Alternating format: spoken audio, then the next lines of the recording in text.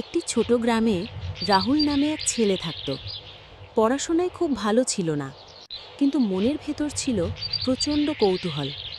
একদিন সে তার শিক্ষিকাকে জিজ্ঞেস করল, ম্যাডাম, আমি যদি সব সময় ভুল করি তবে কি আমি কখনো সফল হতে পারবো? শিক্ষিকা মৃদু হেসে টেবিলের ওপর রাখা প্রদীপটা জ্বালালেন। তারপর বললেন, দেখো রাহুল, এই প্রদীপের আলো ছোট হলেও চারপাশের অন্ধকার দূর করে। মানুষও তেমনই, জ্ঞানের আলো যত ছোটই হোক না কেন, যদি তা সত্যি মনে ধারণ করো, তবে সেটাই তোমার চারপাশের অন্ধকার মুছে দেবে।